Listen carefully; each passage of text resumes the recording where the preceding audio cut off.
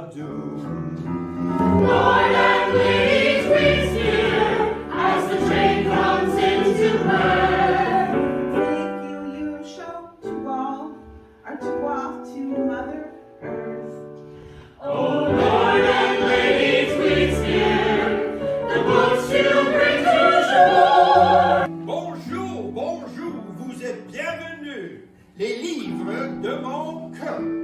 The books they bring are everything. History has such a lore.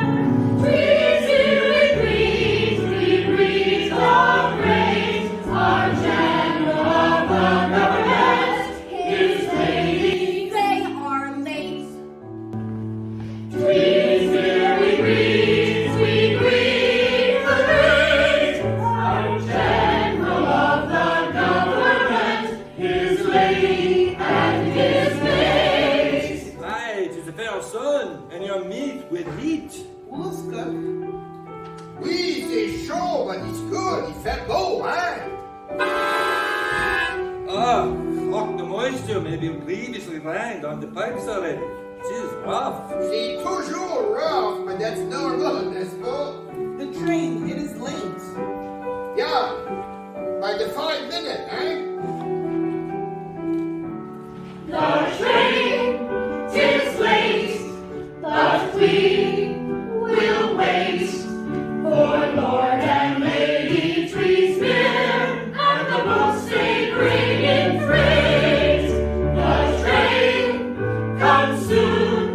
'Twas due at noon, but now we will sit listening. Now just cicadas and the loon. A teenager, Peter Sadler, rides up on his bicycle with his basket full of books. He is reading one as he rides and crashes into the locker.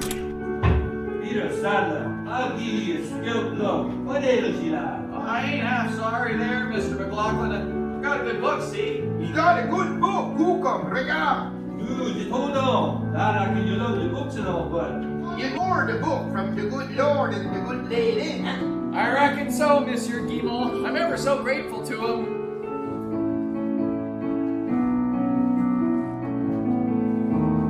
Lord and Lady Tweedspear, I feel like they're my pals. From when I met them months ago, we go through rituals. up we stand and pipe them. Though my notes, they may be rough. Mon Dieu, but rough, c'est pas le mot. Maybe he does not practice enough. Lord and Lady Tweedspear, I'm here finished this here book with so many new adventures. I'll just take one more look.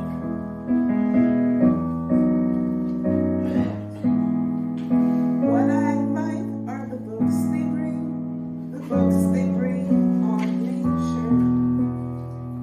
That's why I love them so. These books make quite a feature. Oh, yes, young lad, but lift your eyes. Reading ain't your only teacher. Lift your eyes, both live and learn. All the dreams for which you yearn, study hard both out and in. Sometimes you have to read to exceed your famous kid. What's that bird called? What's that bird? Books on nature. What's that feature? Be more mature. My teacher. Say, I'm real sorry I knocked into you and all, Mr. McLaughlin, but I've got to finish the last few pages of this and to get back to him. Tiens, c'est quoi le titre? I mean, what is the title? Well, Script to Adventure. It's my second time reading it. Ah, gotta keep the moisture out before they come. And scare wolves back into the forest. Bon Dieu!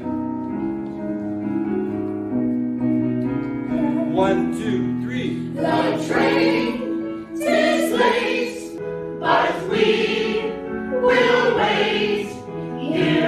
New Brunswick broad and great, we will wait for Lord and Lady Tweed's dear, and the books they bring in freight. The train comes soon, 'twas due at noon, but now we will sit listening. Train. Je n'ai pas entendu un whistle blow. Not yet.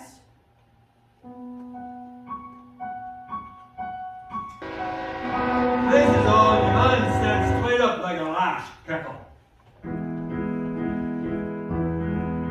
For Lord and Lady Tweed's dear, we just can't wait.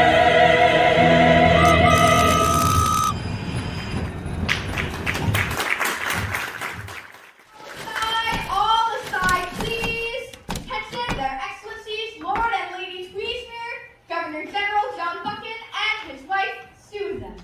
Thank you, Perth, Andover, and area, for your warm welcome once again. And to Mr. McLaughlin, isn't it, for his wonderful bagpiping, which makes me feel so at home. My wife and I were just commenting how it resembles the Scottish Highlands here, and especially my hometown of Perth. It is well named indeed. We are glad so many of you are interested in Lady Tweedsmuir's rural library plan. Citizens of Manitoba and Saskatchewan have embraced it, and now here in New Brunswick you have taken it to your hearts. Shall we begin? The couple, who represent the royal family in Canada, move through the crowd of rural people, distributing books they brought for them, exchanging others they've handed out on previous trips. What's going on? You see my girl? Now, Mr. Green, you come inside the station with me. Oh my, thank you, Lady Tweedsmuir, for these books. I'm Margaret McAlpine. My mother's Tilly Winslow. She wrote and told me this is the most excellent work. Their eyes are watching God and to his 3 books. Dandy. I've heard of your mother, Margaret, the first woman of color to graduate from the University of New Brunswick, yes? Indeed, ma'am. We're proud of her. And what is she doing now? She's an Alabama, ma'am, dean of the Central College down there. She's even met this author, Zora, a few times. I'm grateful to get these. Thank you. One of these history books is actually for a girl I'm tutoring, Beth. She likes to come to my house and read. Well, maybe someday this village could have its very own library. Freud's Future of an Illusion. Who ordered this one? Oh, much appreciated, Your Excellency. I wouldn't have expected a member of the clergy to want to read this, Pastor. It's very much from an atheist perspective. Oh, and I wish he would, sir. Really, Charles, how will it look? Well, I think it's important to keep an open mind and always know what the other side might be thinking, especially in these times. Indeed, well said. And also, that's what makes us more tolerant of our fellow man. Oh, but Charles, what will the board say? Mr. Kincaid is over there, look. Now, Mr. McLaughlin, I remember we had a good chat about the old country last time. Your parents were from Peebles also, weren't they? Aye, sir. They didn't hold your good father, the Reverend Buchan. So it's true. All white people do know each other. Bunch of Scotch, too. Yeah, but I'm more shimmy than Kaylee. Oh, and Lord and Lady Tweedsmuir. Here's my friend Jean-Marc Guimont. He was working in the woods last time you came through. Bienvenue, Vos Excellences. Oh, well, I believe we have an order for you, Monsieur Guimont. Let's see. Monsieur Ringuet et son 30 arpents, 30 acres. I'm sure you'll enjoy it. It's all about living rurally, how our ancestors cleared the land. Merci beaucoup, Excellences, but this is still my job, no? I mean, to clear out those forests. Nous espérons que vous prendrez plaisir à lire ce livre. Vous parlez très bien pour un Écossais, votre Excellence. Merci. Yes, my husband's got quite an ear for languages. He's even managed to learn some indigenous phrases since we've been in Canada. Well, then, you will be happy to meet notre amie, Gookum Perley there. She's the neighbor around here, the Maliseet tribes. Aye, and I think she's helped raise most of them as well. Sir Chief Teller of Tales. Chief Eagle Feather? Well, certain tribes out west, they have so honored me. I must meet some of your Maliseet band. Woolistaquig. We say of our beautiful river, Holistically. Very good. Now, as newly published nature books we thought you might enjoy. Would so. Oh, Gookum, she's a good with all the herbs and medicines, and she used to feed her family for a year on just what she found in the woods. Oh, you must help me to understand more how we can get all Canadians to appreciate the wilderness and not abuse it so. Here we are, wretched creatures, outraging the good earth which God had made so fair a habitation. Careful now, dear. Ouais, you know, là, for some, comme moi-même, là, this is how we make our living, you know, cutting down our tree that you can make your book. I do appreciate the dilemma, Mr. Guimont. My friend Riel has tried to explain how just taking less can lead to so much more. Yes, we must stop the slaying of Mother Earth. Galowin Ajulin Skibkoma must pay her heed and let her rest some. Gookum Perley Bear is always teaching us how to help nature more. She grows a huge garden now down by the river. Oh, good for you, Mrs. Perley Bear. We learned some gardening tips from Grey Owl at his cabin, too. Of course, since he died last year, we learned he wasn't actually an indigenous person. But he has still helped us greatly to bring public attention to our fading wilderness. We belong to nature. She does not belong to us. Meudak Koik.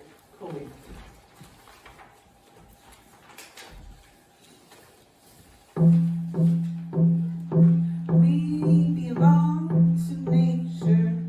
She does not belong to man. With these books on nature, I will help to make a plan. For planning for the planet, for a future no one sees, we have to stop the cutting of our country's many trees. We aussi, c'est compris. How do I feed my family? My livelihood is in the wood. My accent, ça, c'est mon faux pas. We just need to give it a rest, as Riel says, to do what's best, to share the land with thoughts and bear no more fur coats. Oh, I don't care. You know I never liked my mink. I'd rather wear my wool and pink. This is the plan for the planet, the plan for all the land. I will do what I can.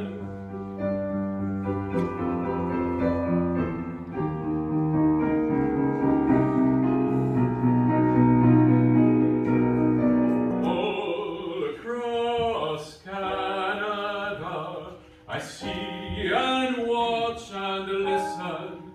I swim in Arctic lakes and see the snowy iris glisten.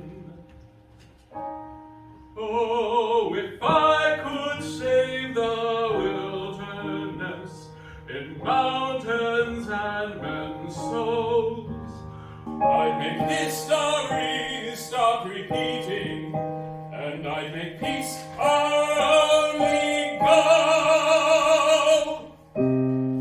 War will never make us true, but I fear there's nothing I can do. We belong to Reddick, Chevrolet, belong to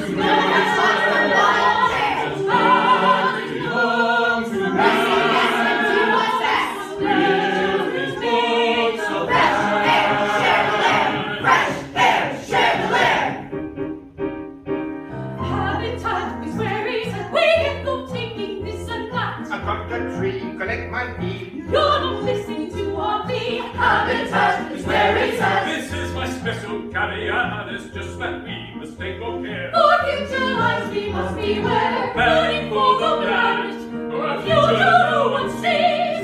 We have to stop the cutting of our country's many trees.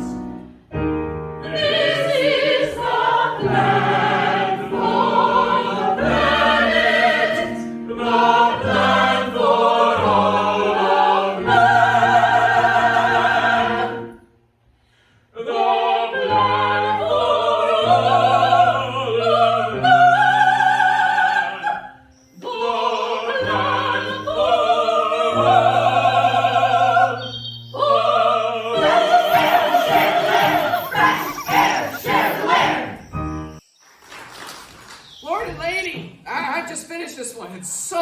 good. And here's all your books from last time. Oh, Peter Sadler. How wonderful to see you. Did you enjoy these? Well, they was aces, Lady Tweedsmuir. I've read this one twice. Pete, how are you, lad? Look, I brought you one of my own, The 39 Steps. It is a spy novel. The one Mr. Hitchcock made into a moving picture. Oh, thanks ever so. I wish I'd been old enough to see it in Fredericton, sir. I'd wanted to go, that's sure, but I'll enjoy reading it. And here's some more for you, Peter.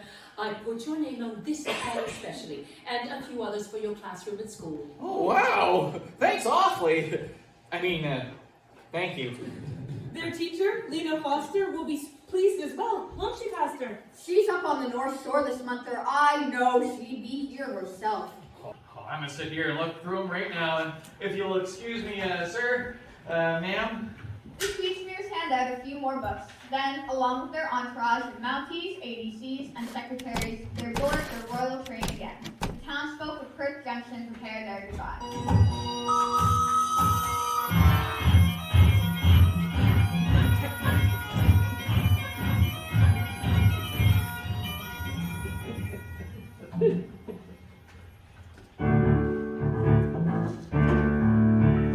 Lord and Lady Tweedsmuir, we thank you for new class, new imaginings and different worlds as you head upon the tracks, as you head upon the tracks.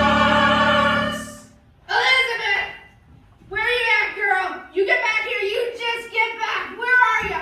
I know you're somewhere! As the royal train pulls out of the Perth Junction station, Pete, hungrily looking through his new books, was glanced up and caught sight of the young teenage girl Beth, who was reflected in the station window. But when he turns to try to speak to her, she hurries off into the woods. He follows, hoping to coax her out of her silence.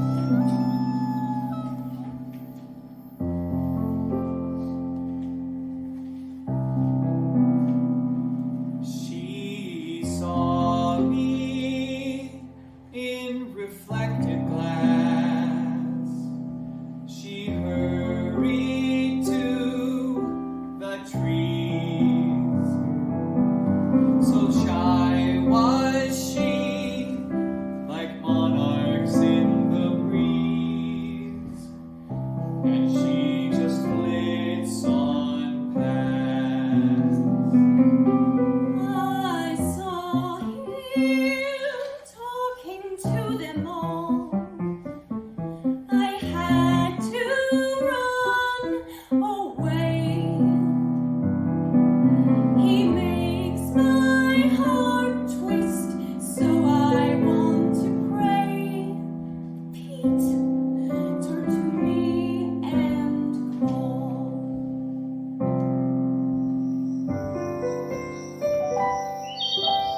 Come, Bethy, come, sit with me a while. In the summer sunshine here, but I live with this denial.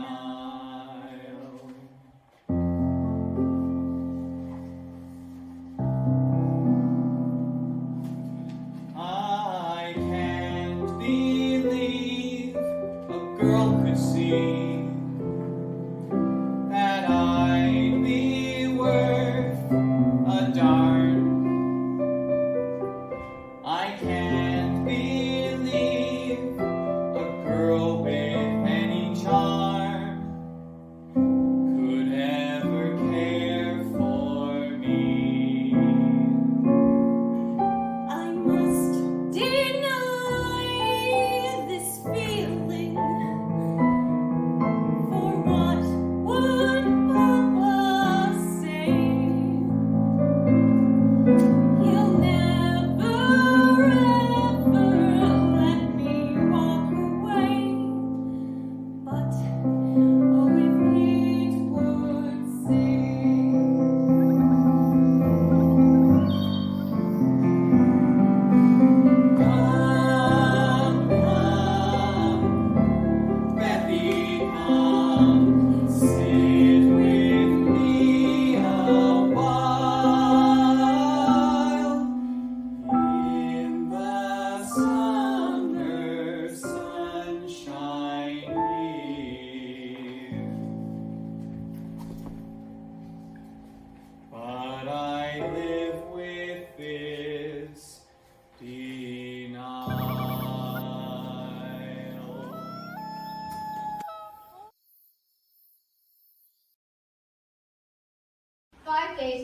in that summer of 1939, Lord Tweedsmuir's two most important assistants are in the library at the Governor General's residence, Rideau Hall, Ottawa.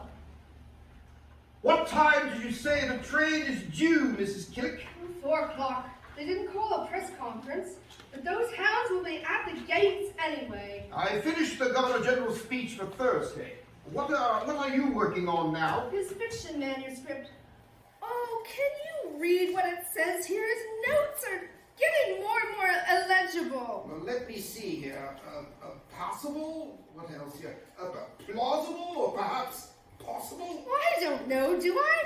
30 years interpreting that man's notes, traveling all over the bloody world with them, and you'd think I could read his scrawly writing by now. Could it be your eyes just aren't what they once were? I can see to do the needlework for your Donny's spear point collars, Mr. Redfern. A fine job you've done on them, I'm sure. And I deciphered all Lord Tweedsmuir's 400 pages of Augustus last year, so you can believe my eyes are just as sharp as ever. Well, sharp enough to notice he didn't delete this Kipling reference. About Medicine Hat being the trapdoor of hell? The Prime Minister wouldn't have liked that being regurgitated. I don't expect he'll much care for the whole novel. It's so unlike His Excellency's usual style. How so? More introspective, moody. I think this says, was it possible to reach that test of manhood with a flailing body, Mrs. Skip? Flailing? He's not doing the Highland fling. Ah, yes. Flailing, quite right. Is this a novel about that chap who has less than a year to live, so he sails over here to mope about with the Inuit? Well, thank goodness you don't write the book jackets for his publishers. Nothing would ever sell. Yes, it's called Sick Heart River. Oh dear. I know! Terrible name. I prefer Mountain Meadow. So does Lady Tweedsmuir. And with that, Mrs. Killick snatches the manuscript from Redfern's hands and stomps out into the library, slamming the door behind her. And good day to you, Mrs. Killjoy. Ruth, my love, and hello, Donny. Do you come back from your walk around the park already? Yes, Daddy. Nanny took me. What time are their excellencies due back? 4 o'clock. I'm just making some notes for a little welcome home speech. Should I type it, do you think? No, dear. Just scribble in the margins like everyone else around here. Pretty much symbolizes our lives, doesn't it? Messy little scribbles off to the side. Ah, but all added in to try and make the main event better. Anyway, dear, we just came in to see you for a few minutes before Donny goes off to piano. We know how busy you'll be again by tonight. Righto. Just let me finish this. Donny, you may look at some of Uncle John's collections with Mummy, if you're careful.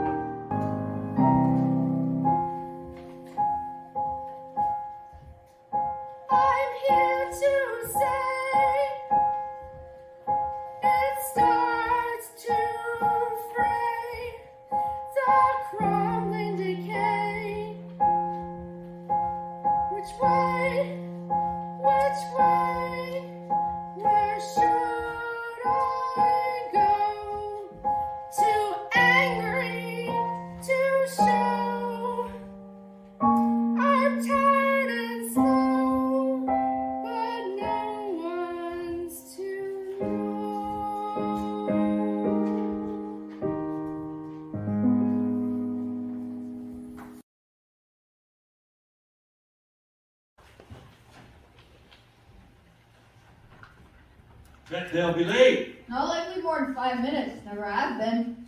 He must do a lot of his writing on the trains. Nope.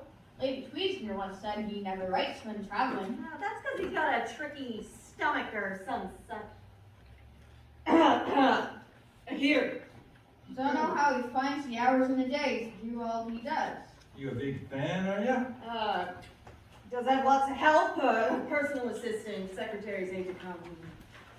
How do you know that, Bob? Yeah, you got some kind of exclusive to the family or what? Yeah, boss? Yeah, he's not here yet. Due any minute. No, can't do, boss. There ain't no loan down to give. Nope, I got squat on him. And it ain't for lack of trying, neither. Was that? Oh, isn't then. Was that? Well, but I've been trying. Everyone just says what a gentleman he is. That his wife's an angel, too. Is dripping with molasses sweet round here. Nah, she writes, too. Books, plays, yeah, you name it. She does it. Well, I did find out he always falls asleep at the theater. He even took a doze at the Drama League last year. His wife's own play. But that's hardly a scandal, boss. Oh, no, don't put the kibosh on it yet. There may be a health issue he's keeping secret. I'll keep digging. Please step aside, make room for their excellencies, Lord and Lady Tweedsmuir. Make way! Gentlemen, their excellencies will speak to you all for just a few moments. There are, of course, very tired from their trip, so it won't be for long. We will just await Mr. Redfern. Thank you. We welcome their excellencies back to Ottawa and to Rideau Hall once again. I expect you'd like to get any statements made here into this evening's issues, so there will just be a brief comment from the Governor-General about the primary reason for his latest trip. No other questions will be regarding... Excuse the interruption, gentlemen. I give you now, and for only a few moments, Baron Lord Tweedsmuir, His Excellency John Buchan. Good afternoon, gentlemen. Thank you. My good lady wife and I are pleased to be back home. The allure of the East and the charming history of Fredericton and Quebec City excites our passions. However, it is not to the cities that we must devote our remaining year here in Canada, but to the rural areas. Donnie, are you back out here again? You mustn't disturb these reporters while they're taking their notes. Come along now. Yeah, scram, kid. In the last 4 years, I have been fortunate enough to explore much of this vast nation. But I've seen that specifically in the wildernesses and in the farmlands, the most remote areas, many Canadians are not able to find reading material for either enjoyment or education. This is due to both lack of funds and the absence of nearby lending libraries. And there is much to be gained from having access to these gifts of words. Lady Tweedsmuir will now speak on this. Bonjour. Over the last week or so, we have met representatives of so many cultures of Canada, and all hungrily wishing to read, be it fiction, non-fiction, a children's bedtime story, or just a magazine article. Where possible, we encourage the reading of Canadian authors. We feel our rural library plan has helped those in remote areas a great deal. And we will certainly continue with it and to raise money for this deserving cause in this wonderful nation of such cultural diversity. I bid you good day. And now, if there are any questions, just briefly.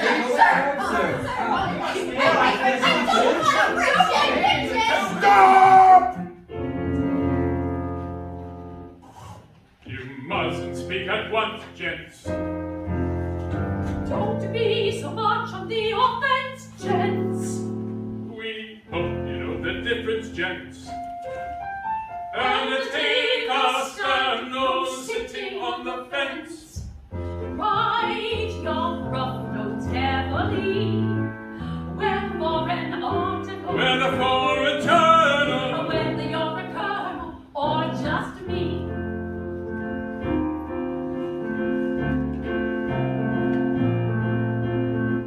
Write your rough notes carefully. Whether like us you write, by some research, write those notes. Take your time and don't promote sloppy journalism. Or call it bad reporting. Research and take time for sorting. Make sure you have facts supporting. Yes, we're here, we have been seen. Oh, but that doesn't mean there should be any falsehoods gleaned. For tomorrow's citizen.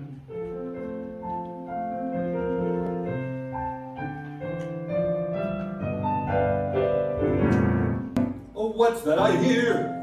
Yes, it also caught my ear. It sounds pretty rough. In fact, it's bad enough that... Huh? It's Mr. Redfern's boy, I feel. What? How'd you know that? Make it clear. Yeah, how'd you know that? Make it clear. Write your rough notes heavily. Give more magazine or your story's main plot. Be it for a tabloid Or some other trashy rot. if it's for the newspaper. The press is even hot. Or even if it's just some kid's piano debut. Jen! There's more to rough notes Than scribblings and strike throughs. More to taking notes and margins filled with scandalous news. It means a better piece that you don't get copied in time. But pride in what you write, and then take pride in your writer.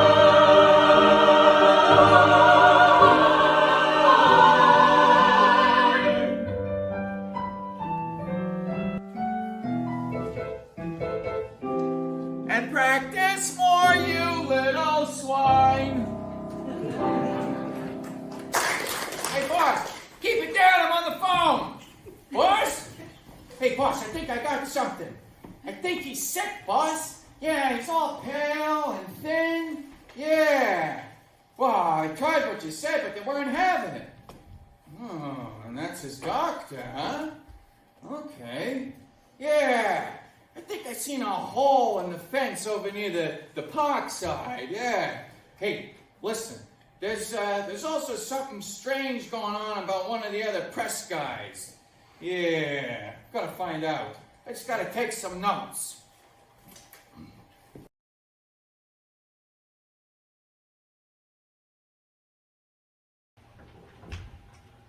Well, another wee July took away down history books as I sees it. Mais oui, August, she always come on top of us trop vite, and then, before we knows it, c'est l'automne. Ah, lovely summer day though. Not as hot as July. Somehow I feel I oughtn't to be whiling it away. Oui, mais this is not stopped you before from the whiling. Bonjour, Buchan. Quay, I'm cook.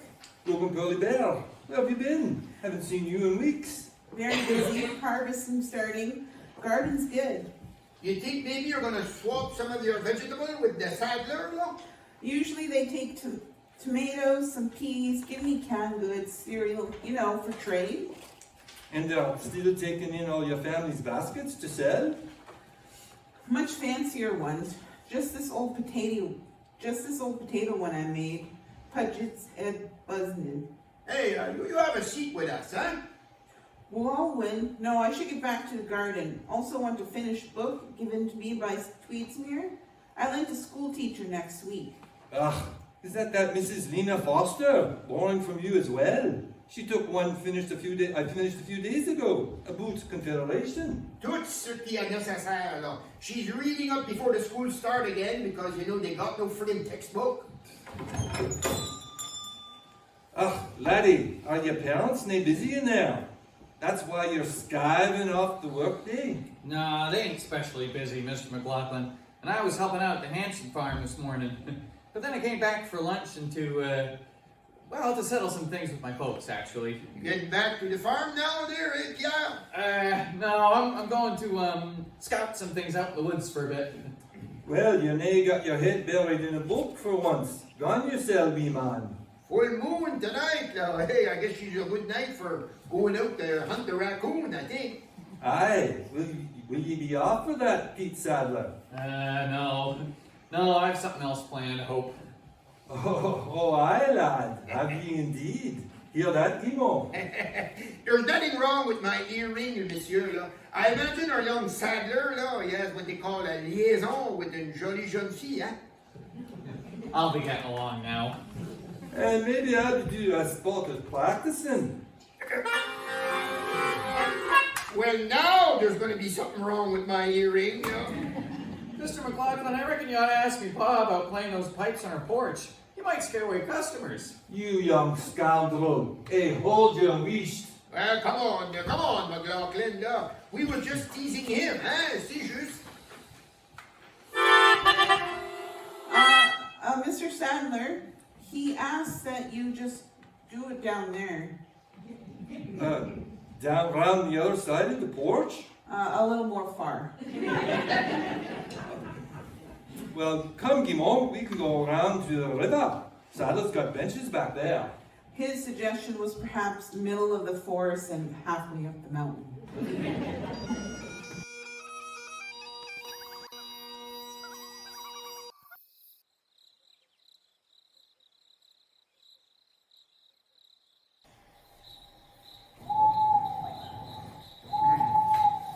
Get back here, girl! Beth! Elizabeth! Beth? Beth, what is it? No, Pete, I can't. Beth, your father. I know how he treats you. What's he done this time? You know? Oh, girl, everyone knows. The whole town of Perth, and Andover as well. We want to help. No, that's not... Oh, Papa. I reckon none of this be your fault. He gets mean when he's been... That's not news, Beth. I had lit the lantern to try and do some reading. We only have 4 books, and Papa won't allow me to borrow any, but I love to read the ones we have over and over. And what now? He didn't like you reading those even? He didn't like me wasting lamp oil, and he'd been drinking all afternoon, I think. I expect that's about all he does most days, Beth, since your mother passed away. I was talking to my pa about it only today. I'm so embarrassed. Embarrassed? Of what, for heaven's sake? Here, come sit on this rock with me. He'll be going back to your cabin like as not and having a good long sleep. I should... Oh, come on, Bethy. Where were you running to? You were just running away, right? Beth, you know I read a lot, don't you? I mean, I'm kind of known for it, I guess. Well, I've been reading about lots of things lately. People that get angry, people in love, and a lot of hatred in the world. You know, there might be a war again. Looks like, anyhow. My mom and pa are so worried because they know what the last one did. Miss Margaret's been tutoring me in history. I reckon your love of learning is one of the things I like best about you. Well, now I was talking to Pa today, serious like, and we've come up with a bit of a plan. I came here really to meet up with you tonight. You what? Oh, no, I mean, well, I don't know if I'd have had the nerve to go right up to your cabin door, but I was hoping you'd come out. I just thought maybe you'd go for a walk in the moonlight and I would find you. And why so? Look, Beth, you know, well, we're both shy, but I gotta say this. You know, I've always liked you. I mean, liked you a lot. I've always liked you too, Pete. Since we were little tykes. Yeah, well, I'm a big tyke now, and I want to do something to help you. That's sweet, Pete, but I... Hear me out. I gotta get this out while the going's good. Well, times are changing for this world, again, fast, and I can't stand... Well, none of us can stand how your pa's been dealing with things, and, well, look, I know we've never courted or anything, but I'm 17 and nearly a man, and you're just a year younger, so... Beth, what if I asked you to marry me? My folks are agreed. They think it's a good idea, really, and then you move in with us, like, above the store for now. Beth? Beth, you in there?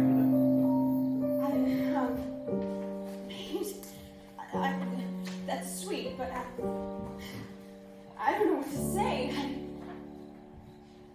Papa, he keeps me far from free. But those four walls and those four books is all I've got. Oh, it's my lot in life. This life's my lot. Yes, what is familiar is better than not. This is my life, and I'd like to go far, set my sights on that faraway star. And it's all I've ever known, all I've ever known. The mystery of the moon dawns with fairy tales outgrown.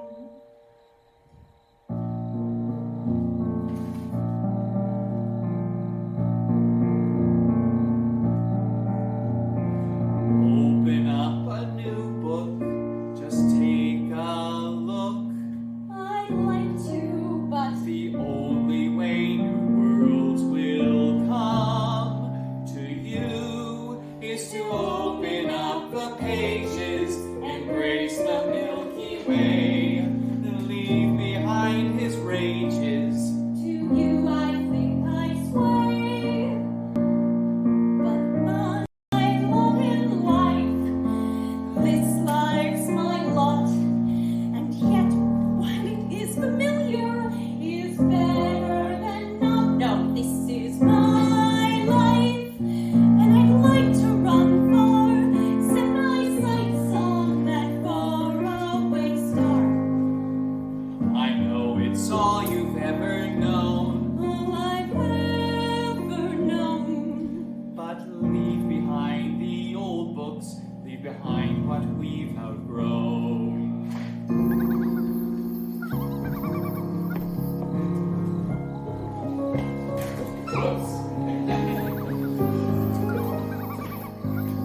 So you'll do it? You'll marry me? Run away with me? Well, run just down the road for now, but to a happier place at least, where you can read all you like by electric lights. Imagine that. Where you could go for walks with me of an evening, where no one will shout and curse at you and hurt you. Your parents, you're all sure. They want to see us married, Beth. Both of us, Beth, honest. And they want you to be safe.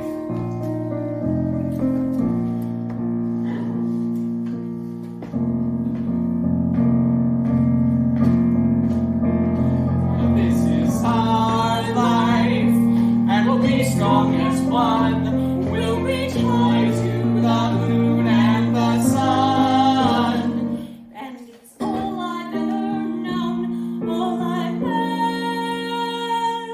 ever known. But now that we're together, our fears are overthrown. Now that we're together, not alone.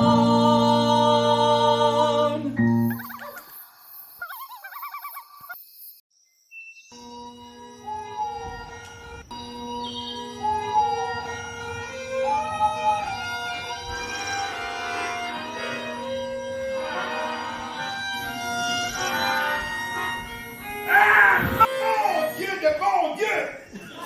That's not where you're supposed to come in, McLaughlin. Wait until the chorus now when the tempo should pick up.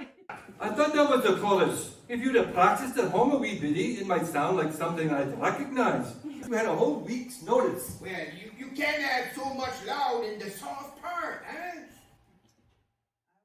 I was going to do fishing near Summer's End. No big trout yet come my way, and I guess not today either. The fish is not biting on your hook this morning, no? No. I cannot think why. Oh, I was just practicing up some tunes for the wedding tomorrow. Well, I was thinking of offering up fish for wedding supper. And play. Let me hear.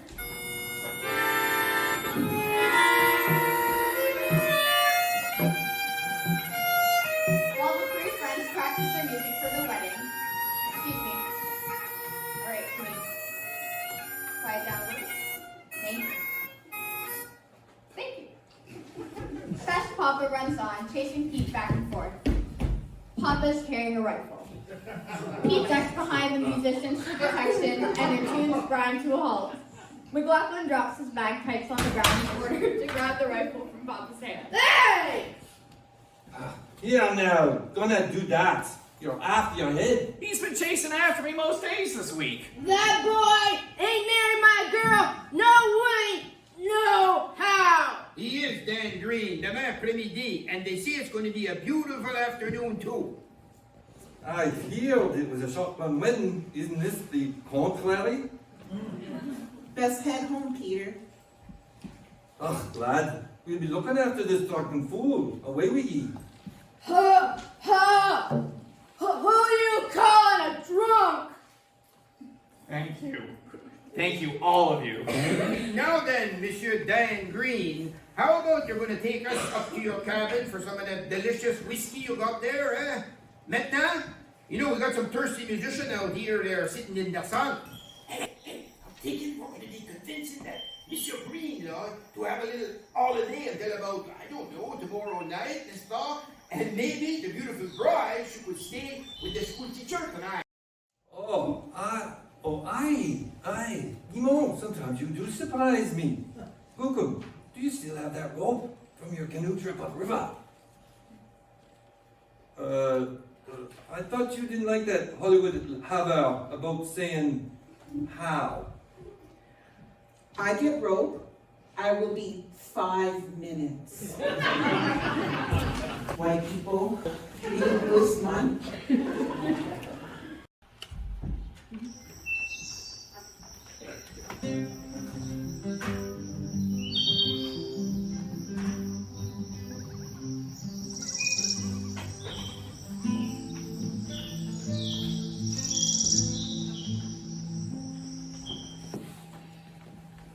I take thee.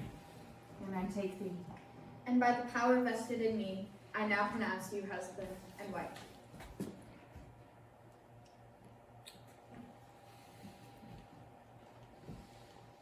Truly, I now pronounce you. I pronounce you man and wife.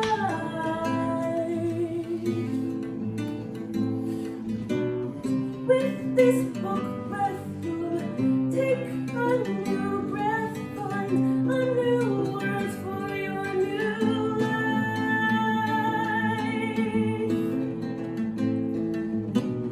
Words and the wisdom I pass on to you, I pass it on to do the same.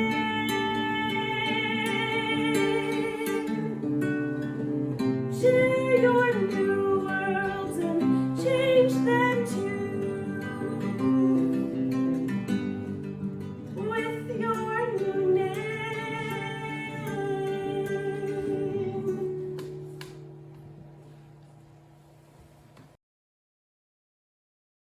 A week later, in early September 1939, Shuldham Redfern, Mrs. Killick, and our Governor General, the famous author John Buchan, are all scribbling away at the library in Rideau Hall in Ottawa. Sir, was your final choice for a name the Governor General's Authorship Award or the Governor General's Literary Award? Oh, the latter, definitely. Yes, that has a better ring to it, sir. For heaven's sake, I thought that scribble of yours suggested the Governor General's Lunacy Award. Honestly, for 30 years I've been trying to read this handwriting! Right. Just finishing your proposal for this morning, sir. Very good, Shuldham. I'm proofing this rough draft of a chapter for Mrs. Killick. Then I'll be with you. Very disorganized of him, really. By the way, Did you know the Prime Minister lost page 5 of his speech on Saturday? The biggest international radio broadcast ever made from Canada, and they didn't find the page until seconds before he went on air. As I was just saying, very disorganized of him, really. We're all only human after all. That's it. I finished the play, JB. If you could just go over these last 3 scenes with me when you get a chance. Oh, you've decided to call it Vision at the Inn. Splendid. Well, the director liked it. Oh. Well, will things like the Ottawa Drama League be allowed to continue, sir, if there's... Oh, yes, of course. Just because Britain and France have declared war doesn't mean Canada needs to be nipping at their heels. And not at the expense of all else that's good in the world. We certainly can't follow one dictator to be the only performer on stage. Precisely. That most deadly weapon in the power of mass persuasion. Wouldn't we rather there was dialogue fed to us by the whispering souls of artists than by a bellowing tyrant? Indeed, sir. Well said. I heard that even Charlie Chaplin postponed work on his latest film because we aren't sure what's going to happen. Chaplin, now, if there ever was a whispering artist. Did you receive the household post this morning, dear? Yes! 2 letters. One from your sister about her new novel, The House That Is Our Own. She wonders if you might have time to edit it. Oh, I shall try. Speaking of a house that's not our own, did anyone else hear rustling noises and a clank from Rose Garden last night? I was reading in bed and I swear someone was out there. All those suspense manuscripts you're working on are getting to you. Maybe you need to read some nice, quiet O'Douglas romances. Oh, I wouldn't dare. Darling, will you take these last scenes of yours and put them on my nightstand? I'll read them tonight. And I'll see you at lunch. And then I'll tell you all about the other letter. It's from young Peter Sadler out in New Brunswick, you remember? The lad in Perth that keeps requesting all your shockers. He wants to be a spy, he says here, like your characters. But he can't right now as he's just got married. Married? Oh, I thought the lad was only 15. Well, no, 17, he says here. 17 and just married. And with the war... Very good, darling. I shall read both letters at lunchtime. Now then, children, what else today? I've been hiding these newspapers because I didn't want Ruth or Lady Tweedsmuir to see them lying about just yet. Oh, well, certainly protect your women folk, but don't leave me out. Yes. Governor General Galway declared war this morning for New Zealand. Yes, I have expected that. Now, there's a reprint here of your speech on unifying all Canada's cultures, sir. That's a bit of good news, but of course, they excluded the part about how those cultures also need to retain their individualism. Rather miss the point than don't they usually? Well, anything the press publishes regarding unity is positive just now. But I'm afraid we shall soon find that we all have too much in common. Too much in common in the Commonwealth. If I could only just keep Canada out of the war.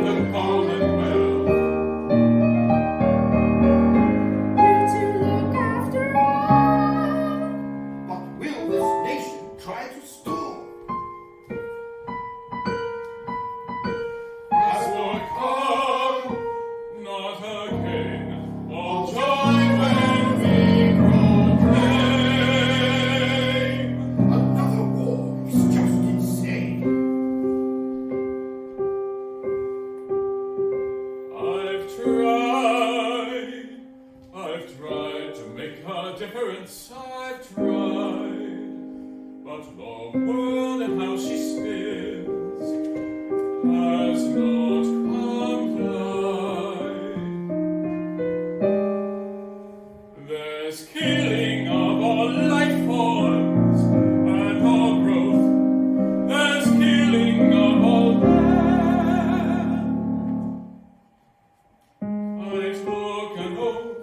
to show how art and nature give us peace. To teach life must be treasured. Is this how I will be measured? As the man who shook this Canada, just when their first fires cease. Why did Menzies declare yesterday for Australia, but Galway waited for today? We're still not heard. It's like playing Commonwealth cribbage, Mrs. Killick. Draw, shuffle, cut, or go. I don't approve of gambling. We can wait forever as far as I'm concerned. My wish for Canada is that you can always be a gentle, neutral nation. On the other hand, to see what is right and not to act on it is cowardice.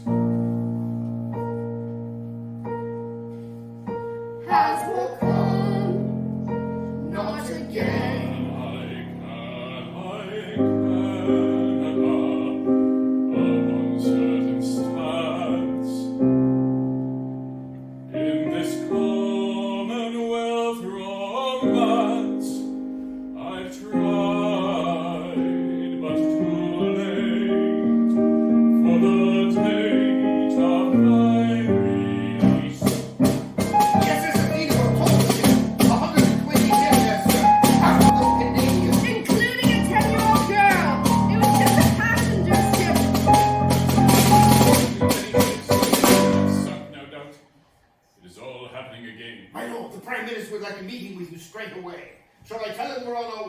Of course, Shuldham.